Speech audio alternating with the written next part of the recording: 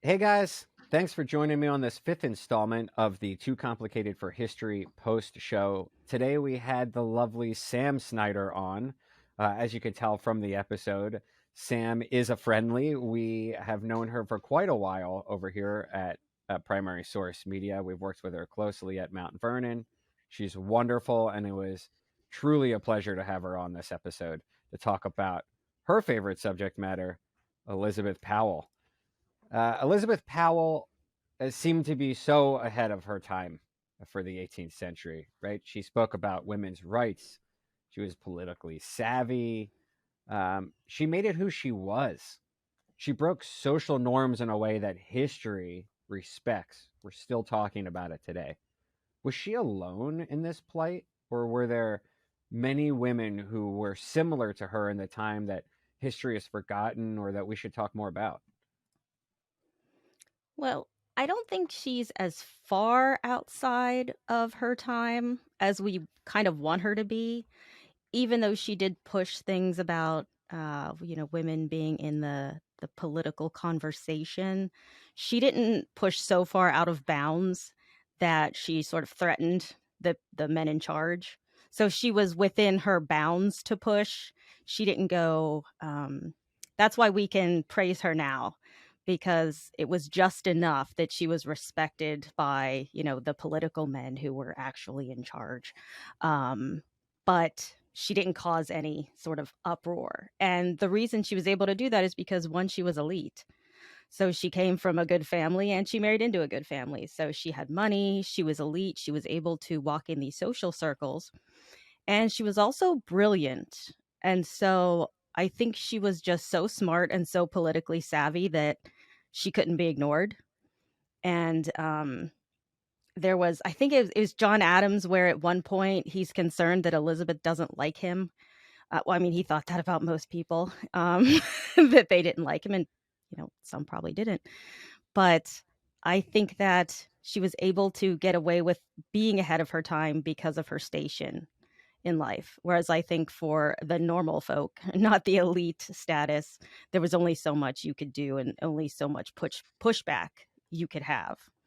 Um, and so she was a very brilliant lady, and she was able to do things I think that a lot of women were not able to do. And her friendship with George Washington helped a lot with that, because, having a very powerful friend and not being afraid to tell him like it is, definitely put her eventually on the history map.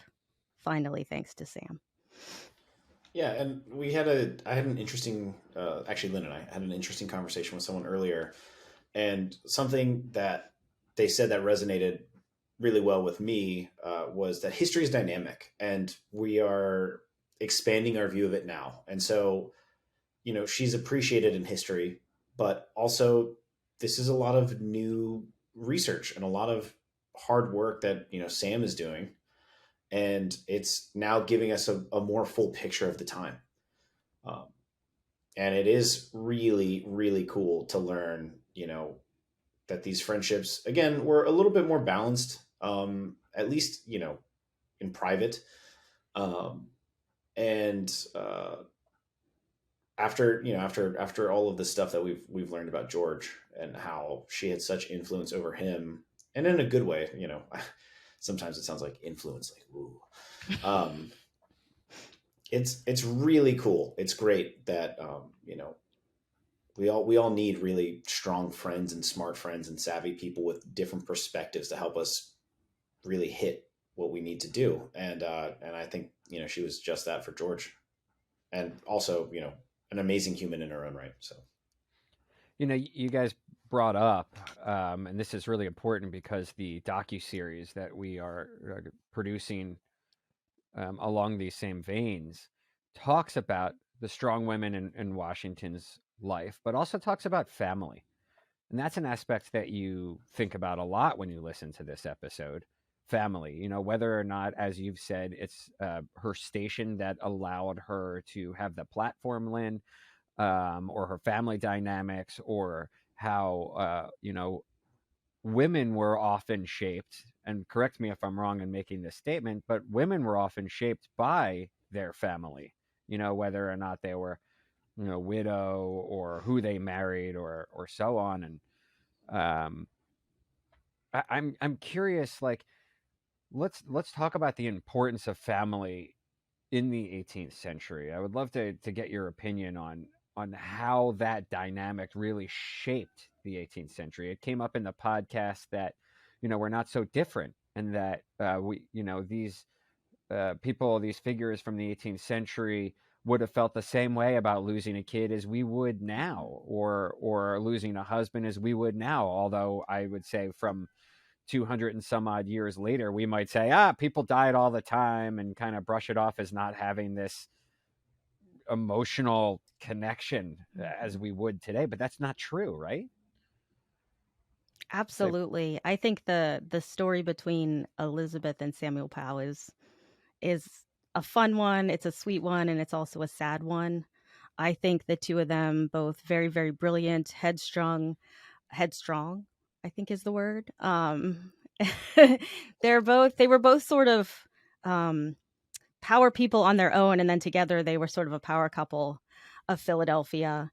And Elizabeth Powell lost all of her children in very young ages, and Martha Washington had the same situation. And so actually Martha and Elizabeth had this connection over this loss, and that's something that to think about the two of them sort of dealing with their grief together in a way that perhaps, Samuel Powell and George Washington couldn't understand because, they were not mothers, not to diminish them, but it's very different for perspectives. And then when, Samuel Powell passed away, just the impact that had on Elizabeth, it really changed her life as well. And so I think when we do episodes like this and we start to see this woman, Elizabeth Willing Powell, as a human being, and then we go through her life experiences, losing children, losing her husband, it's easier to understand sort of the pain that she went through, and the emotions and the humanity of her. And to me, that's what family does when we study individuals' families, is we really start to see the humanity, the shared humanity that we all have, because we all have people in our lives that we can somehow relate to what, some historical figure from the 18th century has gone through. And I think that's what I love so much about Elizabeth and the story that Sam tells, is that she becomes this three-dimensional figure that is very much relatable. And I think family is the thing that doesn't vastly change over the years, the decades, the centuries, because, we're all people and we all value connections. Yeah, and it's interesting because early in the episode they talk about how her and her sisters were like the three goddesses, right? And how they were. It's funny. That's almost like, because we talk about celebrityism a little bit, right? Like we definitely know some famous families out there that people are like, ooh, the sisters are so gorgeous, and then something happens later, and they propel into higher society on their own endeavors. Um, and it's interesting because her sisters, aren't quite as successful because they do, at least politically, right, or career wise, uh, because they get married, right, and they have kids, and their kids survive. And so, the other aspect of family too is, it took her a very long time to decide who she was going to marry, right? And it was is it Sam? Samuel Powell. Yeah, Samuel Powell, right? Hmm. He's a very special guy apparently, and it's we're all married, so we understand that the one, and how important that is, and how it moves you through life, and how things are shaped around you building a life with that person. And so, when that changes, that's devastating. And her friends, and arguably family to a certain extent, the Washingtons are also a huge part of her life. And yeah, I don't know, man. It's crazy to see the similarities as far as just,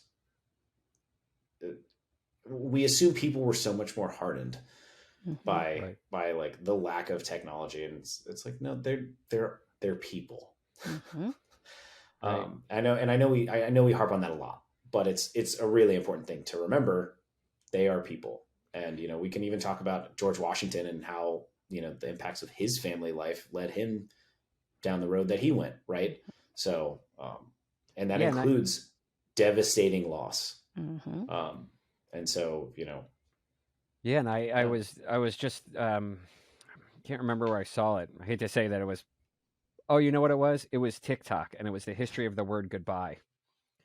But in it, they brought up a really good point, which is that today, when you say bye to someone, it's like, hey, I could call you, text you. I'm going to talk to you 50,000 more times between now and the next time I see you. But back then, when you said goodbye, it could be the last time you ever communicated with that person because of the difficulty of communication. So there really was I just want to quickly say, don't take goodbyes today for granted because you have a cell phone. You never know. But I totally understand what you're saying as far as like the distance. But just a humanitarian plug. Tell the ones you love them. It's good. Every day, yes. Well, Isaac brought this up in the episode, and I think it's very important and worth talking about. Not to date the episode, but we can talk about it now. Was Pete Davidson getting into a relationship with Kim Kardashian? At the time, it was unknown whether or not they were actually dating. We, of course, now have the benefit of hindsight. How do we all feel about where he went with that relationship with Kim? And then I think he dated Emily Ratajkowski after that. I don't know. He's been seen in public with others now. What is it? The tattoos? What do you think it is? Is it the? Are we just questioning humanity because Pete Davidson is just traveling around high society women in the public space? Is he really like the Bush Rock? Yeah, correct. Yeah. Yes, and I would like to use this platform to unlock the secret. Yeah. Oh man. No? Okay. I'm not even trying. No, I mean I sort of know who Pete Davidson is. He was on Saturday Night Live, right? Yeah. Yeah. You got it right. The Kardashians, who are famous for being famous. Right. Exactly. He dated Kim after Kanye. He dated Kanye? They got married, and then I think they got divorced. Okay. So he dated Kanye and then Kim? Well, No. She dated Kanye. Right. Then Pete. Though I like where your head's That's not at. as interesting. Well, moving on. I'm definitely gonna have to cut this section. Guys, I want to thank you so much for joining me on this episode. It was amazing to listen to Sam talk about Elizabeth Powell because I think that there are a lot of figures in history that are absolutely incredible but are not talked about enough. So I'm glad Sam is bringing Elizabeth to light. You guys can check that out. Our audience can check this out live right now, wherever you get your podcast. Check it out on Odyssey right now or wherever you get your podcasts. Thanks so much for joining us this week. We will see you soon.